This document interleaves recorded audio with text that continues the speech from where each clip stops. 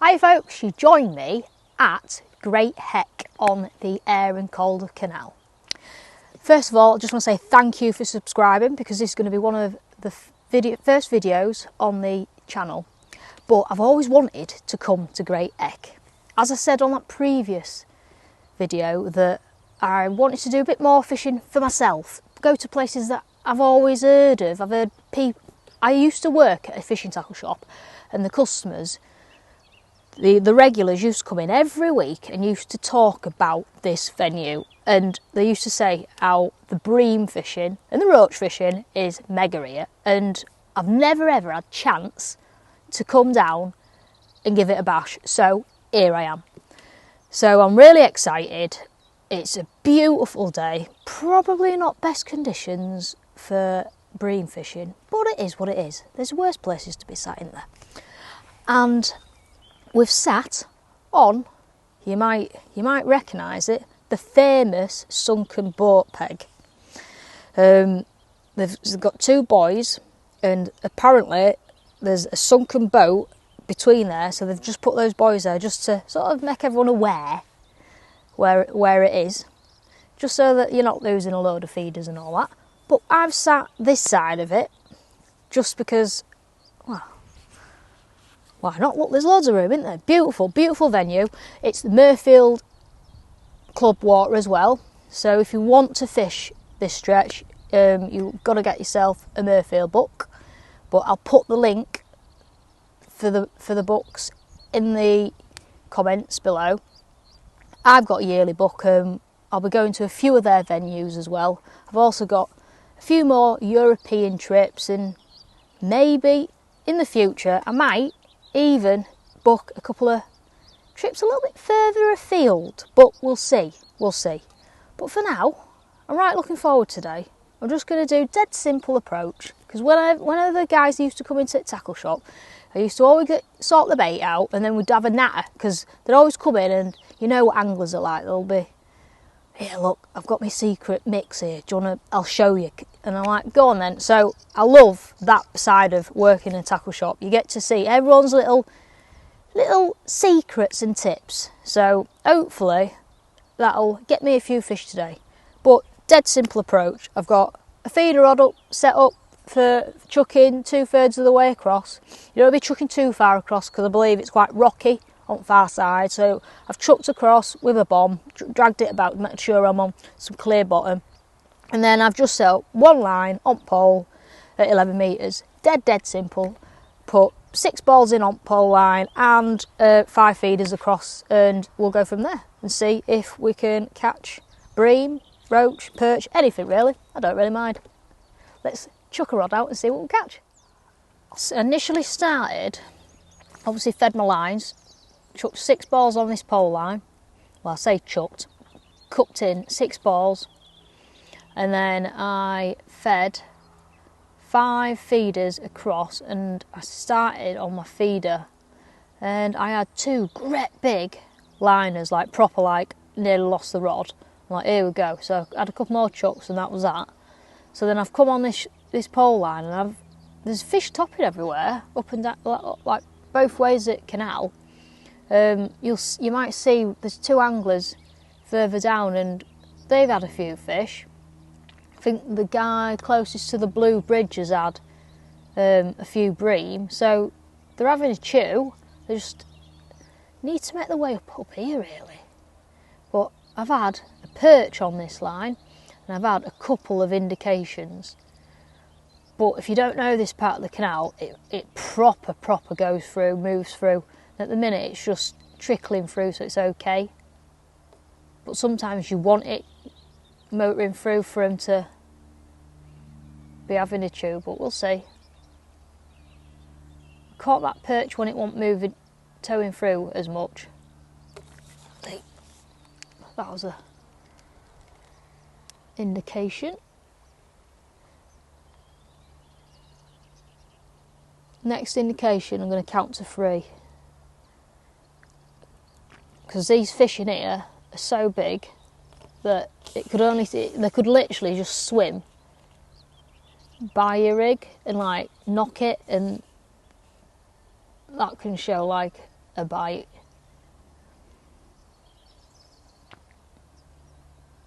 Let's see, we've got to try and keep it dead still as well. I've got 2 gram float on. Olivet and 3 droppers. Long hook length because I'm laying on. I don't want them bream to sort of see me shot. Big old wise bream in here. The wild fish. I love catching wild fish. They just like fight differently. Don't get me wrong, I enjoy catching skimmers and bream on commercials, but like catching them somewhere on like a big bit of water like this, it's just a bit different. They fight differently. Yeah, train it back round there. Beautiful day for it. Not ideal bream conditions, but like a challenge. Oh, is that going? Go on. Go on. Fly under. Something there. You've got to try and hold it dead still. Moving through a little bit more now.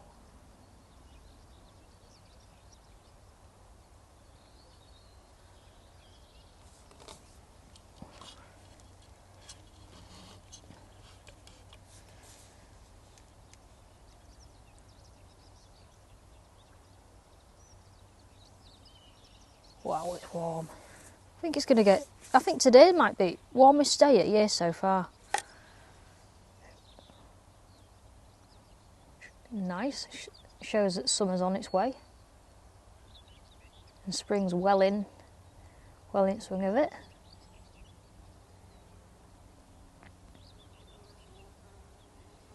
Very conscious that I'll probably be fishing this line for like half an hour and I haven't topped up my feeder line. And I know that chap down there who's caught them bream have actually caught it on his pole line, but I feel like I need to come back, feed my feeder line, just to put a bit of bait in, and then I can go on it after I've tried this for like another 20 minutes. And then I'll top this line up when I go out on my feeder line. Yeah, I'm gonna do that. Like my dad says, if you think it, do it. Wow, I've literally went to reach for my drink and my pole got ripped out my hands. That was savage. Honestly, blooming heck. I can't do now with it. Literally cannot do anything. This is a right fish. Let's try and get him away from the shoal because I want to go in again and try and catch another. Get him back here. Blooming heck. I have never ever have I had a fish pull my pole out my hands like just then. Honestly, I was actually considering, like, have I just, like, is there a boat there in front of me and have they driven in my pole? But chuffing heck, what a fish. Let's see.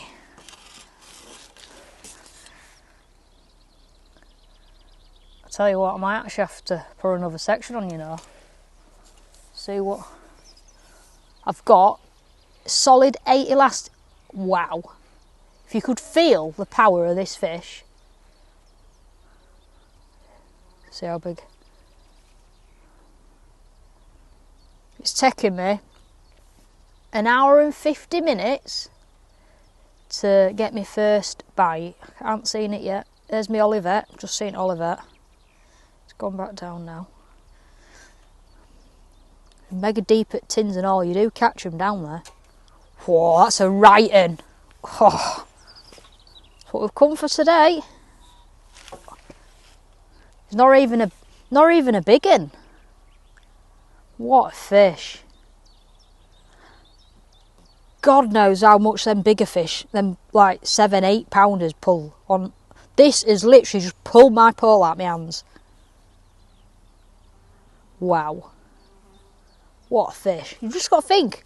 They're surviving and eating and living in this massive, vast bit of water. They've got to have some power. Fit fish, these. Look at this. What a fish. It's a right fish, that. Let's get him in net. Oh, yes. Look at that. Beautiful. Let's get her unhooked. That's now that on. 2 red worms and a pinky. Just put a pinky on. Look at that for a fish. Right warrior, that.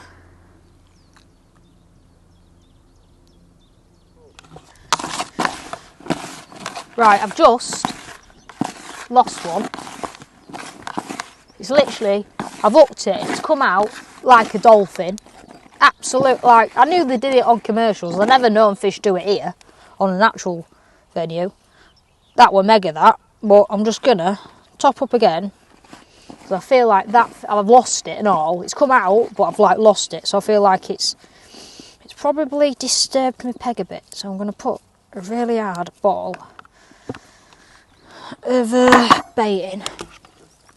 I've literally got worm, casters and a couple of pinkies in. Just sort of like something bright just to attract them down and in the area. Right, so hopefully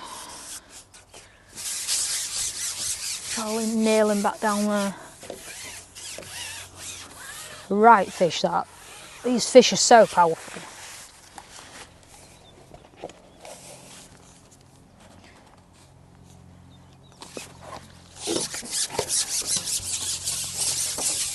I'm going to go straight in with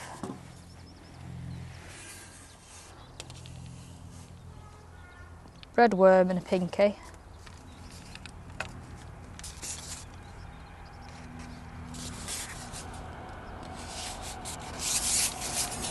Hopefully that'll get them to get their heads out and I can catch another one. It's a while between bites, but the proper fish, I can see how they don't need a load of these fish in a match to get £30 or even £20. Winning matches £20–30 of bream. I think I heard other week that someone had caught £50. It was right days fishing. Right. When I was at the shop, people used to come in and they used to tell me about how the bream fishing was mega here at Great Eck. Well, just the fishing in general, but like, I always thought it was like on the feeder. I didn't realise it was so good catching bream on a pole as well. It's mega deep as well. It's like a full top 4 deep. It's flowing. It's deep down tins as well. I know I've heard a few stories where a few people have caught, well, matches catching bream down on the tins as well. When I was walking up looking for the peg numbers, I was walking up the banking and I was seeing fish literally swirling away when I was popping my head over the side. So they must have been bream. They were big fish. Just shows. Always need to go out there to catch them. See if we can get another one. See if we catch one, hook it, see if it flies out like the last one. Hopefully we'll get it in this time.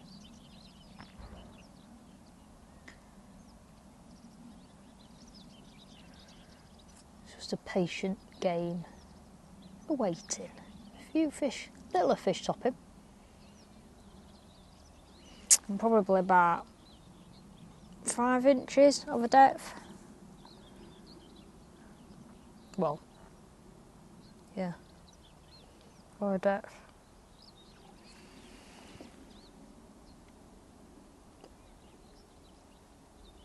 At the minute, that bait, my hook bait, is directly above where I've fed.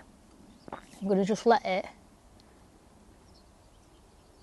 trickle over onto the next hole on my support bar. just so it lets it just go just past my bait, because that's where I caught that first one.